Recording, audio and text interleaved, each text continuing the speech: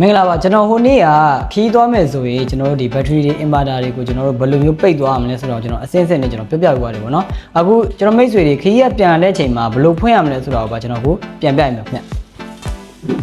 အခုကျွန်တော်ဒီမှာဆင်ထားတဲ့ဘက်ထရီနဲ့ inverter ကျွန်တော်ပြရမယ်အရင်ဦးဆုံးကျွန်တော်မိတ်ဆွေတွေဒီ breaker လေးကိုပေါ့နော်ဒီဘက်ထရီရဲ့ဒီအပေါ်ကဘာမှကျွန်တော်တို့ဖလုပ်စရာမလိုဘူး breaker လေးကျွန်တော်တင်မယ်ဘက်ထရီဖွင့်ပြီးတော့ကျွန်တော် breaker တင်မယ်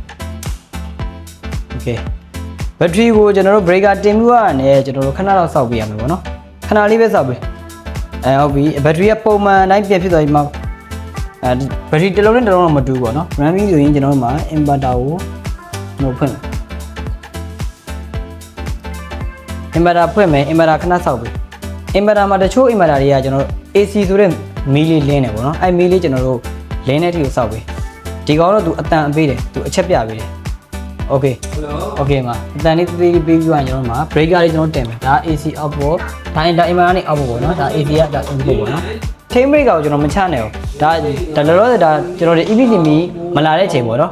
okay ဒီမှာရပြီအဲ့ဒါဆိုရင်ဒါ inverter နဲ့ကျွန်တော်စသုံးမယ်စသုံးလိုက်ပြီးကျွန်တော် output ထုတ်မယ်